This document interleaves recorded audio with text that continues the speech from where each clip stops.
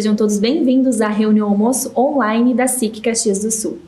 Em nome do nosso presidente, Ivanir Gasparim, agradecemos quem já está nos acompanhando pelo nosso canal no YouTube. E a realização deste grande evento só é possível graças ao patrocínio e parcerias de grandes empresas. Assim como nós, eles também acreditam na importância de levar conteúdos de qualidade e reflexões importantes para as nossas empresas e para a comunidade. Por isso, o nosso agradecimento todo especial a Florence, Grupo RBS, Universidade de Caxias do Sul, Sicredi, Supermercados Andreassa, BRDE, Rede Caminho do Saber, Marco Polo, Randon, Midas e Tchu Comunicação. Também contamos com o apoio da Emercor, Fortaleza e a FIT Locações de Materiais para Eventos. A todos, uma ótima reunião almoço. Caro Evandro, bem-vindo, bom dia no Brasil, 17 horas na Itália, de onde fala nosso convidado de hoje. Aliás, que honra a tua presença, Evandro, em nossa reunião almoço. Esta casa tem por princípio valorizar as pratas da casa. E você, como um jornalista caxiense, hoje radicado em Milão, atuando como consultor internacional, só comprova que os talentos da nossa terra são corajosos, inovadores, motivados e empreendedores por natureza. E o motivo do nosso convite é a certeza de que você poderá nos proporcionar a oportunidade ímpar de conhecer e entender melhor os reflexos da pandemia e as ações dos países europeus para a retomada da nossa economia.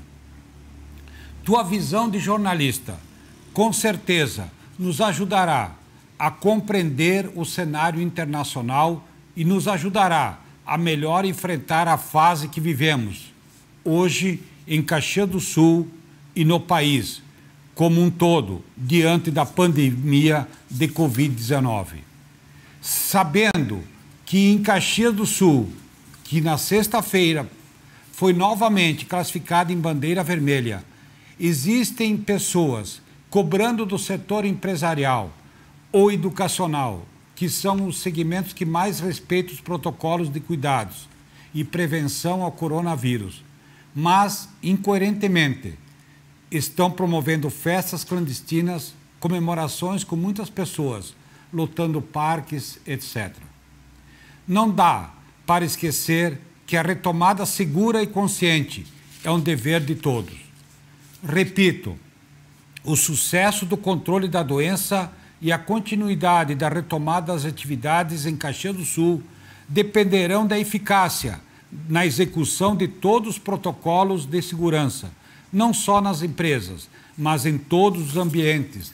De nada adianta ter protocolos rígidos e corretos nas empresas, fábricas, comércio, serviço, se cada cidadão não tomar os devidos cuidados com o uso de máscaras e outras proteções, bem como na interação familiar e social. Lembrando que esta casa sempre se posicionou pelo distanciamento social e consciente, justamente por temer as consequências geradas pelo simplesmente o contrário do fique em casa, que são a alta taxa de emprego, a queda na produção e o aumento de preços, situações que estamos vivenciando agora. Tomar a experiência que você, Evan, tem testemunhado aí na Europa e que vai nos relatar em seguida, possa nos ajudar a atravessar melhor por este momento. Por fim, Evandro, até porque você já foi secretário estadual de Desenvolvimento Econômico do Rio Grande do Sul e, por isso, vai entender a importância do nosso pedido. Queremos, nesse momento, formalizar um convite para que você seja o embaixador da SIC Caxias durante sua permanência na Itália, nas suas andanças pela Europa e no seu contato com empresários daí. Será uma honra para a entidade contar com teu apoio na divulgação do nosso trabalho e na nossa representatividade no velho continente. Muito obrigado e passo de imediato, então, a palavra ao Evandro Fontana. Bem-vindo, Evandro. Obrigado, presidente Ivanir Gasparim. Uma honra muito grande poder estar falando com todos vocês da Câmara de Indústria, Comércio e Serviços de Caxias do Sul. Eu que, durante muitos anos, como repórter, acompanhava o dia a dia das reuniões do almoço, agora, tendo essa grande oportunidade, tendo essa possibilidade de falar a 10 mil quilômetros de distância de Caxias do Sul, mas próximos para resolvermos e buscarmos, né, soluções para os grandes desafios que nós estamos enfrentando nesse momento, sobretudo a questão da pandemia. Então, quero agradecer o convite do presidente e agradecer o convite também de toda a diretoria da SIC, isso me honra muito e fico à disposição para a gente poder trocar algumas ideias a respeito do assunto. Posso dar início já, presidente? Sim, já pode. Então, vamos lá. Obrigado a todos também que estão nos acompanhando. É um bate-papo, uma conversa a respeito de alguém que está vivendo temporariamente aqui na Europa e que, de certa forma, acompanhou todo o drama enfrentado aqui, principalmente pela Itália, onde eu vivo nesse momento, né, em Milão, e nós aqui enfrentamos uma situação bastante difícil, principalmente nos meses de março e abril, né, final de fevereiro, início de março e meados de abril, quando nós tivemos aqui realmente uma verdadeira hecatombe. Nós podemos passar aí o próximo slide.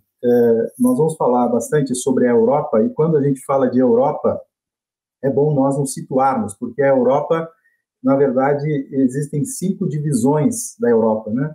No mapa a gente pode ver em azul ali, a divisão é da União Europeia. Então, muitos países que fazem parte da geografia Europa não fazem parte da União Europeia. São 19 países que fazem parte da zona do euro e 27 países que fazem parte da União Europeia. E depois nós temos outras Europas, né, que envolvem aí a questão do Tratado Schengen, que é justamente o tratado que permite a circulação das pessoas dentro do continente. Então, quando alguém vem do Brasil para cá, por exemplo, carimba o passaporte num dos países, depois pode circular dentro de toda a Europa, mas também desses países que são signatários desse tratado. E é uma Europa diferente da União Europeia, portanto, são países, nem todos são os mesmos países. Também nós temos aí os países que almejam entrar na União Europeia, fazem parte da geografia, mas que não estão hoje pertencentes à União Europeia e, portanto, estão na expectativa de entrarem para o bloco e fazerem parte desta grande comunidade que, no próximo slide, a gente vai ver. É uma comunidade que tem 27 Estados-membros, 447 milhões de habitantes, já sem considerar a Grã-Bretanha, o Reino Unido, que saiu com o Brexit, 24 línguas oficiais, 20 trilhões de dólares de produto interno bruto e 36 mil dólares de renda per capita. Ou seja, aqui nós temos um continente em que, do seu ponto de vista econômico, é um continente extremamente forte, por causa dessa união dos países. E a relação do Brasil com a Europa, em praticamente todos os países europeus, ela é muito forte, seja do ponto de vista do comércio internacional, seja das relações culturais ao longo da história, como a própria região nossa, aí de Caxias do Sul, com a chegada dos imigrantes italianos. No próximo slide, nós vamos falar um pouquinho sobre a questão da Lombardia, que é justamente a região italiana onde eu estou morando nesse momento, cuja capital é Milão. Então, o mapa da esquerda, ali, o mapa da Itália, está bem ao norte, em cima ali a Lombardia, e na parte direita nós temos, então, a região e com cidades que são muito conhecidas, principalmente aí da Serra Gaúcha, né? Além de Milão, nós temos aí o distrito de Farroupilha, Nova Milão, nós temos aqui próximo Brescia, nós temos Bérgamo, inclusive, teve todo aquele problema, as imagens que circularam aí no Brasil por conta da pandemia, temos aqui Cremona, Mantova, Lecco, Como, Pavia, Sondrio, são todas cidades que pertencem à região da Lombardia. Aqui, diferentemente do Brasil, nós temos as cidades que são chamadas províncias, e Milão é uma província porque na Grande Milão nós temos outras pequenas cidades, cidades muitas vezes que têm menos de 1.000 habitantes. é uma característica da Itália, é um continente, é um país que tem um território muito pequeno, geograficamente falando, e por isso as cidades aqui são muito coladas umas nas outras, são muito grudadas, não é? E no próximo slide nós vamos ver, então, que a Lombardia tem 11 milhões de habitantes, com um produto interno bruto de 500 bilhões, isso representa 25% do PIB italiano, ou seja, aqui a Lombardia é a locomotiva da Itália, aqui nós temos grandes empresas do setor metal mecânico, laboratórios, nós temos aqui empresas também de software, muito forte também a questão do turismo na Lombardia, representando um PIB per capita de 44 mil dólares. Isso está dentre as maiores rendas do continente europeu, está justamente aqui nessa grande região de Milão, no norte da Itália. É um território de 24 mil metros quadrados, ou seja, nós temos aqui um território que representa cerca de 10 vezes, menos de 10 vezes o território do Rio Grande, eu coloquei metros quadrados, mas são quilômetros quadrados, né? São quilômetros quadrados. Então, corresponde a 10%, ou menos de 10% do Rio Grande do Sul, esse território da Lombardia. E a população é a mesma do Rio Grande do Sul. Aí nós vamos falar um pouquinho, no próximo slide, sobre a pandemia e como as coisas aconteceram por aqui. O primeiro caso oficial foi no dia 21 de fevereiro, quando nós tivemos, então, na cidade de Codogno, que é uma cidade que fica a 50 quilômetros aqui de Milão, a primeira situação em que houve o registro de difusão sustentada do coronavírus, ou seja, os primeiros casos depois da China, depois da Ásia, foram verificados aqui na Itália. Isso no mês de fevereiro, embora depois os estudos tenham comprovado que essa circulação do vírus já pudesse estar acontecendo aqui na Itália ainda final de dezembro, início de janeiro, e por isso que houve todo aquele problema muito sério nos meses de fevereiro, março e abril. As primeiras restrições que foram verificadas aqui aconteceram no dia, logo depois, aconteceram logo em seguida, já no dia 21, 22 de fevereiro, nós já tivemos 11 municípios com 50 mil pessoas que tiveram o toque de recolher. As pessoas tinham que ficar em casa, polícia nas entradas das cidades. Depois, no dia 7 de março, então, nós tivemos um lockdown parcial na Itália, porque a situação estava bastante crítica já naquele momento, 16 milhões de habitantes, compreendendo inclusive a região da Lombardia. Ninguém podia entrar da região Lombardia e nem sair aqui da região. Todos tinham que permanecer, digamos, dentro dos seus municípios e as saídas somente permitidas em casos excepcionais. Já no dia 9 de março, então, nós tivemos o lockdown total. No dia 9 de março, então, foi uma data em que a Itália efetivamente parou. O primeiro-ministro Giuseppe Conte, num pronunciamento na televisão, disse que era a alternativa que a Itália tinha para conseguir vencer o vírus. Digamos, a adoção de um sistema de confinamento em que as pessoas eram obrigadas, por um decreto, de permanecerem nas suas residências. Isso envolveu cerca de 60 milhões de habitantes, que é a população da Itália, com algumas exceções, né, que depois eu vou entrar mais no detalhe. No dia 9 de março, até para termos um comparativo com o Brasil, no dia 9 de março, a Itália tinha 9.172 casos positivos e 463 mortos. Então, vejam que quando os primeiros casos surgiram, não havia um número tão gigantesco como nós estamos vendo números hoje, seja no Brasil, nos Estados Unidos, aqui na Europa mesmo. Eram números que, naquele momento, já começaram a criar uma preocupação enorme pelo impacto que aquilo gerava no sistema de saúde. Aqui a Itália tem um sistema de saúde pública bastante evoluído e, mesmo assim, naqueles dias mais críticos, o sistema entrou em colapso. Não havia possibilidade de atendimento de todas as pessoas. Vários municípios que não estavam tendo muitos casos tiveram que absorver pacientes, então era ambulância a todo momento que circulava aqui, principalmente na região de Milão e na região da Lombardia. No próximo slide, algumas notícias, né? As manchetes, né? Itália, um país inteiro em quarentena, Itália luta para evitar colapso no sistema de saúde devido ao coronavírus, a União Europeia fechava as fronteiras logo depois daquele momento, e até a Ferrari começou a produzir peças para os respiradores na luta, então, contra a Covid-19. E essa situação, ela gerou várias empresas, assim como aí no Brasil, várias empresas daqui também começaram a mudar o seu foco de produção para atender produção de máscaras, produção de respiradores, porque o sistema não dava conta. Não era possível, naquele momento, fazer com que uma situação normal fosse levada adiante sem que houvesse uma participação muito forte da sociedade, até mesmo com destinação de recursos para ajudar o governo a atender as pessoas.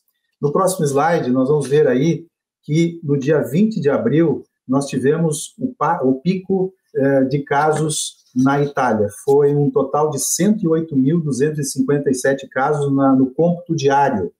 Depois dessa data, 20 de abril, os números começaram a cair. E aí esse gráfico ele é bem emblemático, porque ele mostra justamente que naquele momento o fato de ter adotado uma política séria de restrições acabou gerando uma queda sensível no número de casos, né? Basta ver que em maio já houve uma diminuição, seguindo aí aquela curva laranja, não é? Houve uma diminuição muito sensível no mês de maio, mês de junho, mês de julho, novamente, a repetição dessa diminuição, e agora, mais recentemente, então, com um aumento de casos, mas ainda sob controle aqui na Itália.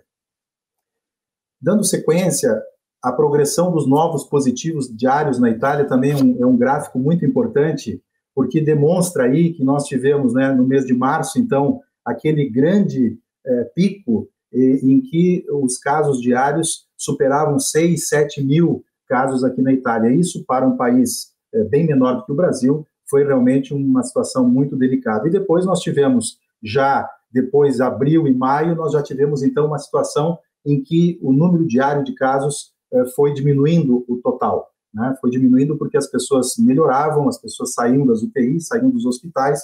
Então, nós temos hoje uma situação absolutamente sob controle aqui na Itália, com cerca de 200, 300 pacientes internados em terapias intensivas. Mas a Itália teve que dobrar os atendimentos, dobrar a capacidade de atendimentos em terapias intensivas naqueles meses críticos, né? Tinha cerca de 5 mil vagas, dobrou para 10 mil vagas, porque era a possibilidade, era a única forma de dar atendimento a todas as pessoas. Depois aí nós temos o gráfico de hoje, na verdade é o de ontem, dia 13, com uma situação mais atualizada, digamos, dos números daqui da Itália, para que todos tenham conhecimento. Hoje a Itália tem atualmente positivos 38.509, foram curados 213 mil, morreram 35.600, e o total de casos completados foi 287.753. Então, esses são os dados mais atuais que existem da Itália, até porque não saíram os números ainda de hoje. E ontem, o número de casos foi de 1.006 novos casos, e 443 foram pessoas que foram liberadas, né? Seja dos hospitais, pessoas que melhoraram, que passaram a quarentena, enfim, e 7 mortes. Então, essa média tem mais ou menos se mantido aqui na Itália nos últimos tempos. No próximo slide, a média móvel semanal por 100 mil habitantes. E aí um comparativo com países, para termos uma ideia de que a Itália ainda consegue ter um controle sobre a situação. Uma média móvel por 100 mil habitantes de 15,8, a França já tem 65,2, a Espanha 85,3 por 100 mil habitantes, são os países europeus que estão enfrentando o maior problema neste momento. A Alemanha também está com uma situação sob controle até o momento, com 9,9, mas com muitos focos espalhados pelo país. O Reino Unido, que não faz parte mais da União Europeia, mas tem dados aí, tem 17 casos por 100 mil habitantes.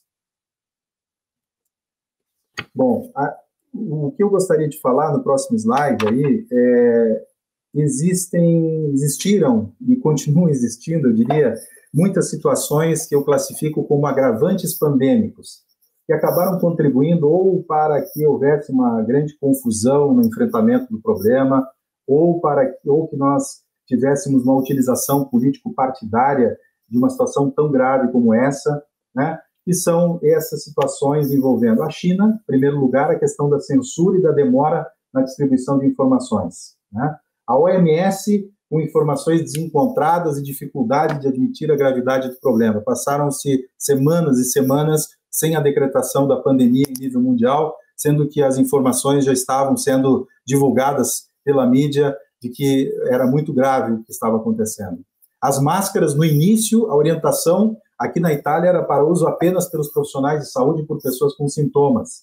Tanto é que muita gente, nós, inclusive, naqueles primeiros dias, não circulávamos com máscaras porque não havia essa orientação. E isso agravou o problema. A questão das fake news em profusão, algo que continua acontecendo e que é um problema muito, muito sério e que precisa ser enfrentado pelos governos também, mas principalmente com uma educação maior das pessoas para evitarem a propagação de fake news. Aqui na Europa, nós tivemos uma situação em que as casas de idosos representaram cerca de 50% das mortes. Então, há uma discussão também sobre como essas casas de idosos precisam tratar esse problema, porque muitas vezes, lá no início da pandemia, havia uma situação em que os próprios profissionais que atuavam nas casas não estavam devidamente orientados e diziam o seguinte: olha, podem entrar os visitantes e, por favor, não usem máscaras para não assustarem as pessoas, para não criarem pânico nos idosos que estão sendo atendidos. Ou seja, eram informações desencontradas e que acabaram agravando enormemente o problema, não só aqui na Itália, mas em praticamente todos os países europeus. O negacionismo, que ainda continua, infelizmente, com movimentos que se mantêm ativos, né, e que, de certa forma, acabam conduzindo para uma situação de não enfrentamento do problema. O problema existe, mas tratam como se o problema não existisse, e aí isso vai se prolongando cada vez mais. A ideologização, muitos partidos políticos acabaram se utilizando da pandemia ou jogando a culpa como sendo algo orquestrado por uma corrente ideológica no mundo, né, como se houvesse uma grande conspiração mundial para que esse vírus circulasse, e isso acaba também, de certa forma, contribuindo para que o problema persista e não seja resolvido. E também nós percebemos, né, uma ampla maioria dos países totalmente despreparados no sentido de enfrentamento de uma pandemia em que o mundo já teve exemplos pregressos em que teve que enfrentar a própria gripe espanhola. Nós tivemos outras situações do Ebola, situações da SARS lá em 2002, e mesmo com estas experiências, muitos países não estavam preparados, não adotaram medidas e não tinham uma estrutura para enfrentar justamente essa situação de pandemia. Aí nós temos o lockdown, né? O lockdown tão falado, tão propagado muito afora, e que começou lá em Wuhan, na China, e depois esse modelo acabou sendo adotado também aqui pela Itália, visto que na China os primeiros casos foram verificados em dezembro, janeiro houve um agravamento, isso as informações oficiais chinesas, e aqui na Itália, então, em fevereiro é que nós tivemos o problema mais sério, né, onde começou efetivamente a pandemia. Então, no dia 9 de março, houve a decretação de lockdown. Essa foto é da praça do Duomo de Milão, que é a catedral da cidade. Essa praça está sempre abarrotada de turistas, e foi assim que ficou essa praça do dia 9 de março ao dia 30 de abril. O lockdown, muita gente confunde, né, com quarentena ou com restrições. O lockdown aqui, na verdade, teve uma característica muito mais forte, muito mais séria, sob o ponto de vista de restrições. Então, no próximo slide, nós vamos ver aí o que efetivamente foi o lockdown aqui.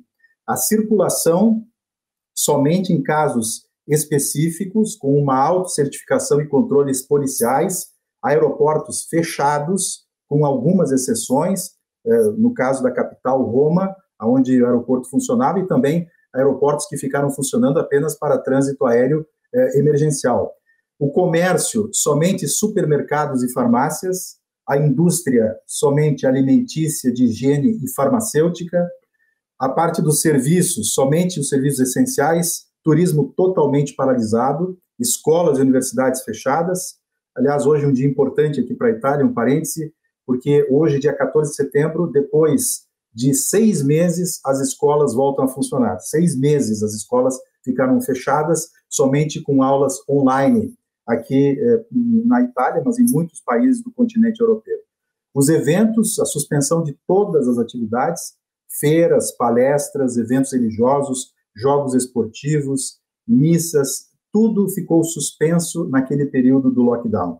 E o trabalho em home office das pessoas que podiam continuar trabalhando em sistema home office, principalmente pessoal das áreas administrativas, das empresas. Houve um decreto, inclusive, fazendo com que 100% dessas pessoas que não precisavam ir até os escritórios, elas tinham que trabalhar de casa, amparadas pela legislação. E aí, nós tivemos uma abertura gradual a partir de 1º de maio, então, com o início da fase denominada de convivência com o vírus. E essa fase de convivência com o vírus, então, ela teve várias etapas. Uma etapa foi a abertura das indústrias, depois, gradualmente, a abertura do comércio, shoppings, lojas, mas sempre com as restrições de distanciamento, uso de máscara, álcool gel, isso tudo permanece até hoje. E depois, num terceiro momento, então, a abertura de restaurantes e bares, assim como hotéis que podem funcionar, mas com a atuação restrita. E isso gerou uma série de impactos econômicos aqui para a Itália, não é? E aí a gente vai ver um pouquinho também do que isso impactou para a Europa como um todo. Nós temos aí a situação, por exemplo, do PIB europeu, dos 27 países europeus, comparando o segundo trimestre de 2020 com o primeiro trimestre de 2020. Foi uma queda de 11,4%, uma queda realmente muito sensível. O PIB europeu, que já vinha numa situação cambaleante, não é?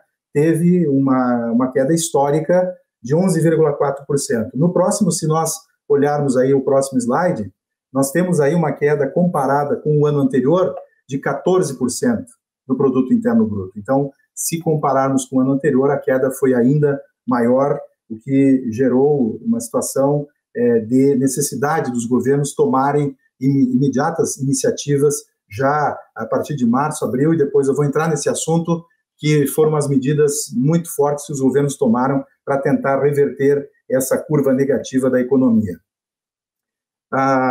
Como comparativo, não é? A Europa teve uma queda do PIB até este momento maior do que a do Brasil, comparando o segundo trimestre com o primeiro trimestre.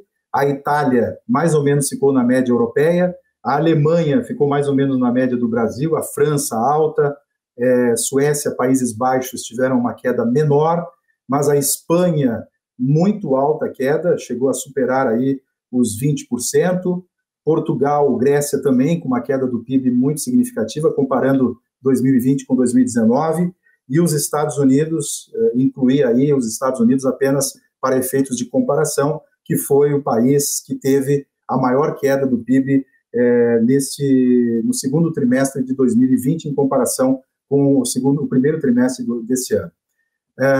O PIB europeu, aí nós temos uma ideia, então, do segundo trimestre, em comparação com uma base do primeiro trimestre, né? A Espanha, então, com uma queda superior a 18%, depois vem Croácia, Hungria, Grécia, Portugal, França, e depois vem a Itália, não é? E nós temos aí, se olharmos mais para o meio do gráfico, a Alemanha, então, tendo um desempenho um pouco melhor, do ponto de vista de queda do produto interno bruto. O próximo é o desemprego, né? O que isso representou em termos de desemprego aqui na Europa, por comparação com o Brasil ainda tem um desemprego muito alto, na faixa de 13%.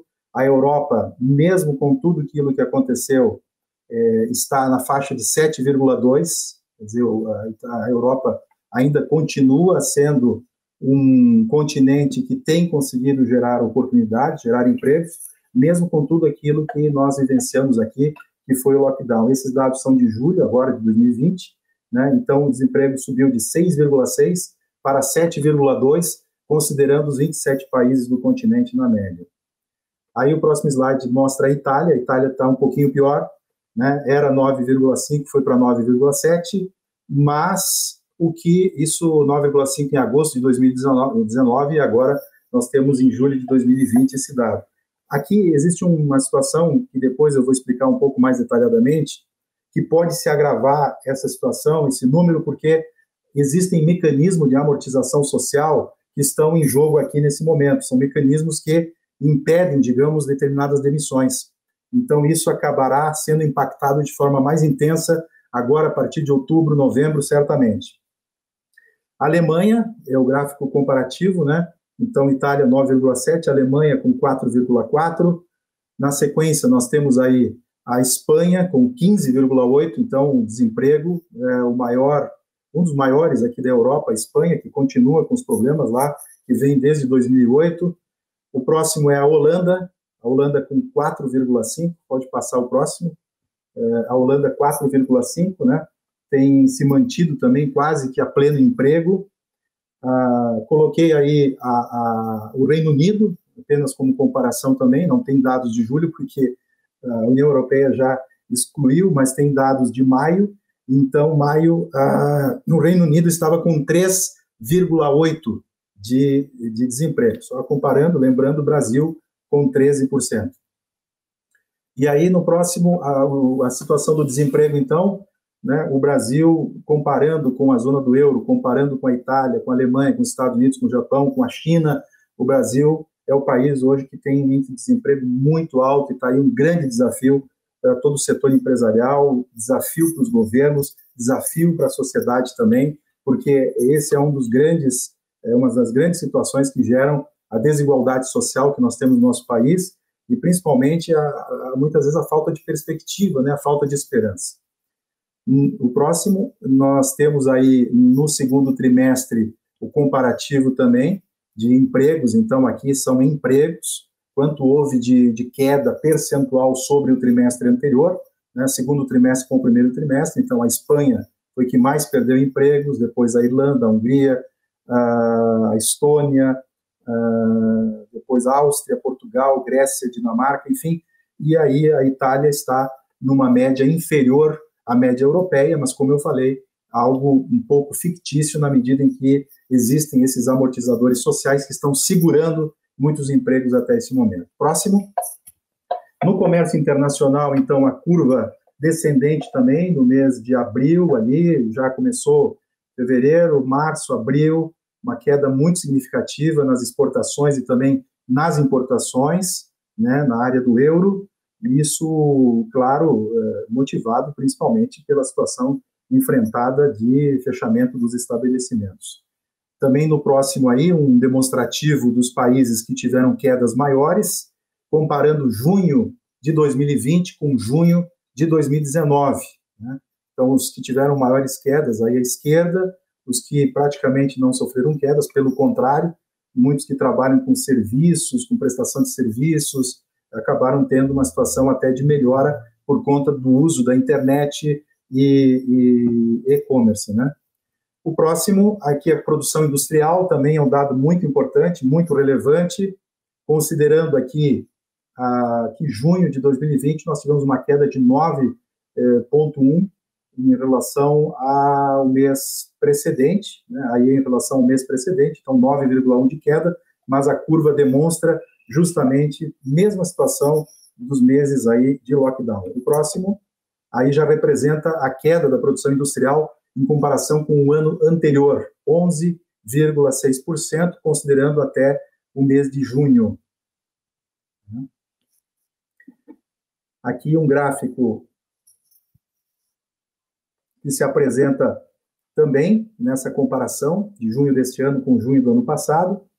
Está aí a Europa em azul, portanto, aquele percentual que eu falei anteriormente, a queda da produção industrial bastante significativa, Portugal, Espanha, Alemanha, Itália, né, Romênia, Hungria, França, todos os países que sofreram de forma direta essa situação. No setor do comércio varejista, aí também a queda, a boa notícia é que essa queda é em V, né? Ou seja, caiu e já está subindo muito, porque houve uma demanda reprimida. Nós tivemos muitas situações aqui de pessoas que deixaram de fazer aquisições naquele período e que retomaram agora, então, essa possibilidade de adquirir produtos. Então, o comércio começa a ter uma mudança no seu quadro também, uma curva em V, o que é um dado extremamente positivo. O emplacamento de veículos aí também, os dados apresentados, comparando 2020, que está em cinza, com 2019, que está em verde, com 2018, nós tivemos, então, a queda maior no mês de abril, chegou a cair 76% o emplacamento de veículos na União Europeia. O próximo fala de inflação, né, que é um indicador também muito importante. No mês de agosto, a inflação ficou próximo de 1 na zona do euro, né, na União Europeia, melhor dizendo. E o próximo slide fala da Itália. A Itália está com uma deflação. A Itália está com uma deflação, e esse é um problema muito sério, porque não é só pelo fato da gente ir no supermercado e encontrar o preço com o mesmo produto, ou às vezes até um produto mais barato, mas é que isso demonstra também de que há uma necessidade da economia ser revigorada, porque senão corre o risco justamente de entrar numa crise mais séria, mais grave com esse indicador. O próximo slide fala do turismo, e o turismo também aí, né, março, abril, vejam que abril chegou a cair 95% as noites, né, as aquisições de noite de acomodação de turismo no continente europeu, na União Europeia. E aí o turismo na Itália representa 13% do produto interno bruto, é um setor extremamente importante. Houve uma diminuição de 81 milhões de presenças entre março e maio, e perdas superiores a 5 bilhões de euros nesse período, né? Então, o turismo para a Itália ele precisa ser reativado o mais urgentemente possível, algo que, por enquanto, se fala muito do turismo interno, mas os turistas externos ainda não estão voltando, quer dizer, muito poucos, e isso impacta nos hotéis, impacta nos restaurantes, essa situação que é vivida pela maioria dos países, e não só pela Itália, mas aqui pela importância que o turismo tem como unidade de negócio do país, isso realmente traz efeitos devastadores. E aqui, uma coisa que chama atenção, é uma curiosidade, né, a venda de motorhome. Nós tivemos na Itália um aumento de 100% agora nesse verão, que está já no final, e as férias de verão, então muita gente com a insegurança de ir para um hotel e ter que ter a sanificação, os cuidados com a questão higiênica, né, por conta do coronavírus, muita gente acabou optando em comprar o seu motorhome para fazer as suas férias. Isso se repetiu não só aqui na Itália, mas também em Portugal, na Espanha, na França, vários países que tiveram um aumento significativo das vendas de motorhome ou aluguel de motorhome. E aqui uma diferença do Brasil, claro, que o fato da pessoa poder sair no motorhome e ter uma segurança também nas estradas, ter uma segurança onde vai parar esse motorhome, né? E nós entramos agora, então, num ponto que fala das medidas para superar a crise. Principalmente a crise que foi vivenciada, né, por todos, mas com alguns países em particular, de uma forma mais intensa. Foram tomadas medidas do bloco e medidas individuais dos países. No caso das medidas do bloco, foram criados fundos específicos de recuperação, Recovery Funds, que são 750 bilhões de euros, algo em torno de 5 trilhões de reais, que estão disponíveis a partir de 2021 para serem injetados em projetos específicos de cada país. A Itália vai ser o país mais beneficiado com essa situação. A Itália vai receber cerca de 170 bilhões, não é?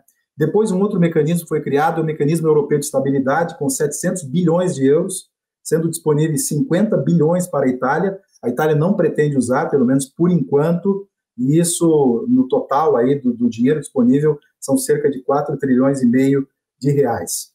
Aqui na Itália, e aí se repetiu isso em muitos países, né? Eu não vou entrar no detalhe de cada país, porque nós levaríamos muito tempo, mas foi criado o bônus Covid, nos meses de março, abril e maio, que seria mais ou menos como o Brasil criou aí a renda de R$600 para os trabalhadores. Aqui, esse bônus foi de 500 a 1.200 por mês para os trabalhadores impactados e 1.000 euros para os autônomos. E as empresas tiveram recursos a fundo perdido, calculado com bases escalonáveis, né, pelo porte da empresa, enfim, comprovada queda de faturamento em relação ao ano anterior, empréstimos sem juros e com aval do Estado, isso está ainda em vigor, prorrogação do vencimento de impostos e isenções em tarifas de energia. No próximo slide, os salários. Então, 18 semanas foi instituída a chamada Cassa Integrazione, uma espécie de seguro pago pelo Estado em substituição ao salário dos trabalhadores. É diferente do seguro-desemprego aí no Brasil, porque o seguro-desemprego, a pessoa é desligada da empresa e passa a receber um valor do governo. Aqui não, aqui a pessoa fica vinculada à empresa e depois, quando termina esse período, então, a empresa vai tomar a sua decisão em relação a seguir adiante ou dispensar essa pessoa, com um limite de 80% do salário. Teve bônus babysitter para as pessoas que precisavam trabalhar e não tinham com quem deixar os filhos, uma renda de emergência também entre R$ 800 e R$ 1.600 por família em vulnerabilidade social, e ainda medidas econômicas muito fortes do governo, 100 bilhões de euros ou 650 bilhões de reais injetados na economia, incluindo todos esses bônus, incluindo o dinheiro a fundo perdido para as empresas, enfim, e 170 bilhões, então, que virão dos fundos de recuperação europeia a partir de 2021. Garantias de liquidez para empresas, 350 bilhões de euros, com aval do Estado italiano, e, além disso, a Itália instituiu o bônus turismo para a realização do turismo interno, 500 euros por família, mas não todas as famílias, apenas aquelas que se enquadram numa determinada situação social, e também o bônus bicicleta, né? Então, para as pessoas poderem adquirir uma forma de mobilidade que não dependa do transporte coletivo e, assim, menos gente utilize o transporte coletivo. E aí tivemos outras medidas, né? 110% de deduções fiscais para a reforma de casas e prédios, aquisição de carros ou motos com baixas emissões de poluentes ou elétricos, com bônus que pode chegar até 10 mil euros, dependendo do veículo, e aí no próximo slide fala um pouquinho sobre isso, né? Ali tem alguns veículos, não é propaganda, mas apenas a título de comparação, um carro a gasolina com desconto de 36%, porque digamos, polui menos, e um outro com eletricidade, o da direita, em cima azul ali, com 45% de desconto no preço de tabela e o restante com subsídios para poder modificar, digamos, a questão energética, mas também o fato de movimentar a indústria que gera empregos. Como comparação, a Alemanha injetou 500 bilhões de euros e dá garantias de liquidez para empresas de 822 bilhões de euros. Então, a Alemanha tem um poder de fogo bem maior, né? Mas tem uns dados aqui que impactam positivamente, no próximo slide vocês vão ver, que é a questão do consumo de energia, que houve um crescimento já com essas medidas, 21,3% em junho, bens de consumo aumentaram também, 14,3%, e-commerce, mais 26% em 2020, delivery de alimentos e bebidas, mais 56% durante o lockdown, entregas domiciliares começam em geral mais 30% durante o lockdown, ou seja, sempre o dinheiro não evapora, ele muda de mãos, né? Então, quem atua nessas áreas, principalmente aí de teleentregas, e-commerce, enfim, acabou abocanhando uma boa parcela desse dinheiro circulante novo, no sentido de havermos aí uma suspensão das lojas físicas, né? Seguindo, nós vivemos agora, então, uma era de incerteza, né? E eu quero entrar agora já num rumo de conclusões, né? Não existem soluções simplistas para problemas complexos, e esse problema que nós estamos vivendo agora é um problema extremamente complexo. É difícil você dizer, o governante tal deveria ter feito isso, o governante tal deveria ter feito aquilo, justamente por essa complexidade. É claro que críticas vão sempre acontecer, não é? Mas é importante termos essa ressalva. Não existe uma solução simplista, né, que vai solucionar todo o problema. E aí vem umas tendências, né? Tendências, a primeira tendência é a convivência com o vírus. Né? Nós vamos certamente, até porque já são mais de 6 meses que o vírus chegou, e agora que nós estamos falando muito sobre isso, que é justamente conviver com o vírus sem parar as atividades totalmente. Pode haver determinadas paradas muito focadas, principalmente em locais, né, sejam estabelecimentos, sejam municípios ou mesmo zonas em que vai haver um fechamento dependendo do foco e dependendo do índice de transmissão do coronavírus. Uma outra situação é o grande crescimento do e-commerce e da digitalização, né? Então, todos os negócios hoje praticamente estão se voltando para isso, não é diferente do Brasil, mas talvez aqui na Europa de uma forma muito mais intensa, porque isso já vinha, esse movimento já acontecia, né?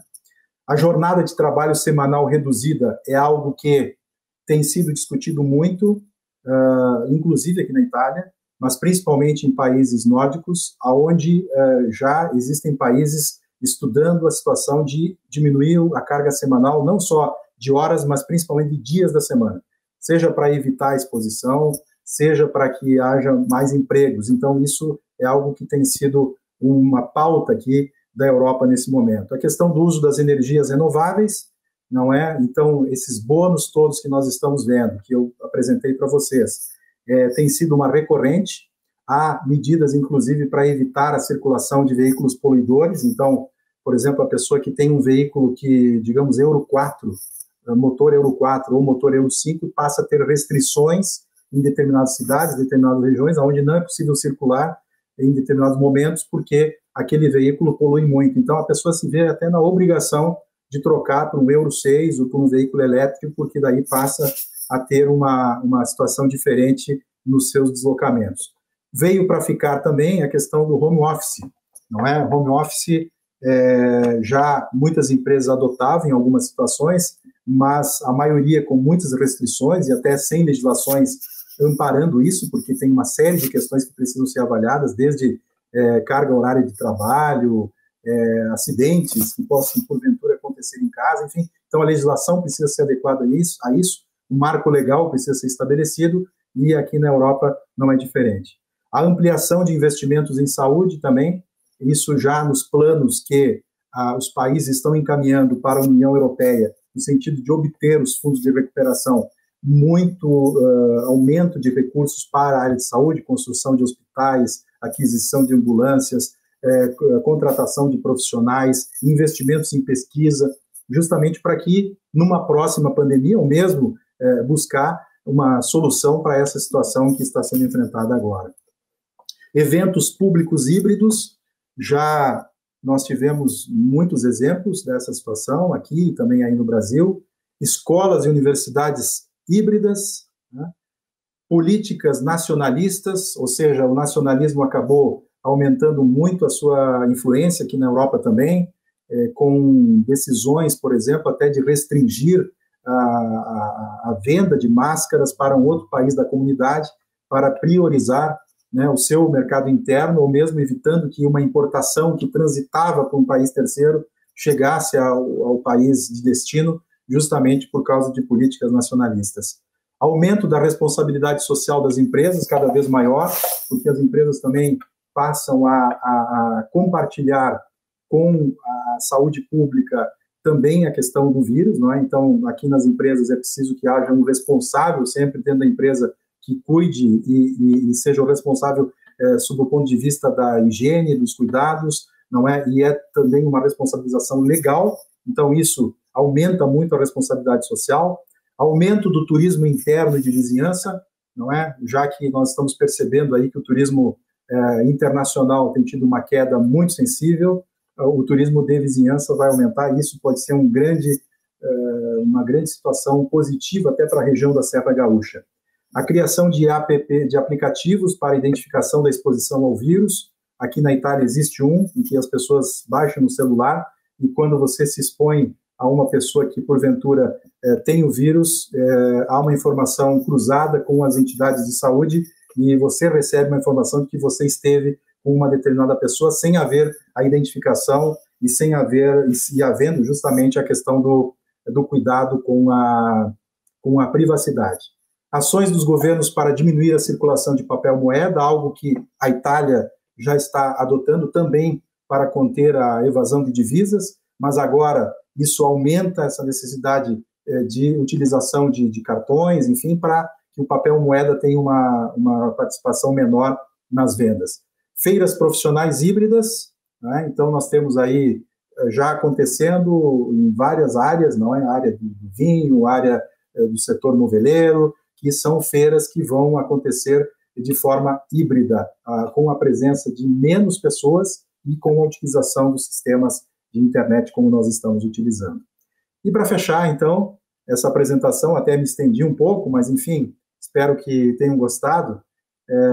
Eu faço uma breve homenagem também a esses profissionais abnegados da saúde que estão lutando dia a dia contra essa doença que nos pegou a todos de surpresa, mas que vai ser vencida, certamente vai ser vencida. O coronavírus nos trouxe duras lições, mas quem souber aprender com elas se tornará alguém melhor do que foi antes. Então, muito obrigado e deixo aí os meus contatos para quem precisar de algo aqui pela Itália, pela Europa, ficam aí os meus contatos a todos vocês. Muito obrigado, presidente.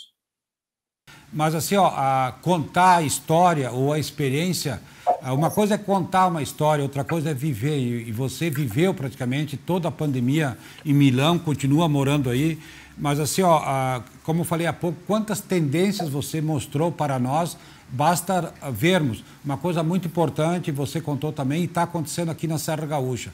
Em 5 meses nós evoluímos tecnologicamente 10 anos, ou seja, isso impacta diretamente toda a cadeia, mesmo essa reunião almoço, né, bem provável quando nós retornarmos presencialmente na SIC, né, juntamente com a reunião almoço propriamente dita, com pessoas presentes, nós tenderemos a ter reuniões presenciais, mas também online. Então, são portas que se abrem. Então, nesse momento, então, deixaria ao senhor, né, para as suas considerações finais. Bom, presidente, eu queria fechar um pouco essa conversa e agradecer a todos com uma mensagem também de otimismo, porque diante de tantas notícias e tantas situações em que nós nos colocamos aí com essa pandemia, é muito fácil nós nos colocarmos para baixo, nós termos uma quase depressão, né, por conta de tudo isso, e acredito que a situação envolve não só profissionais, mas envolve as empresas, as tomadas de decisões, enfim, então nós precisamos ter um olhar de que se a pandemia existe, nós temos que enfrentá-la e temos que superá-la.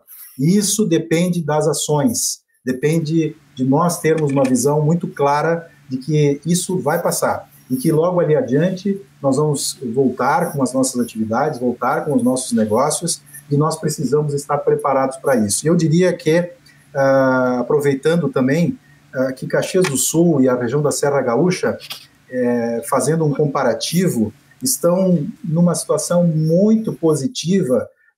Basta ver, por exemplo, que nós aqui na Lombardia tivemos 16 mil mortos por coronavírus, né?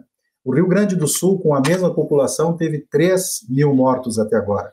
Então, por mais que se critique, às vezes, por mais que se tente encontrar, isso está errado, aquilo tem problema e tal, mas é preciso fazer um comparativo e avaliar também que muitas decisões que impactam os negócios, elas acabaram preservando vidas, não é? Então, se está certo, se está errado, talvez a história vai dizer, né? Quem tomou a decisão mais certa, se foi o presidente da República, se foi o governador, se foi o país tal, o país XY, mas no momento, essas decisões elas são tomadas com bases que precisam gerar resultados imediatos. E quem é empresário sabe que para gerar resultados imediatos, muitas vezes precisa ter ações muito fortes, senão as coisas acabam se protelando de tal forma e não se resolvem nunca.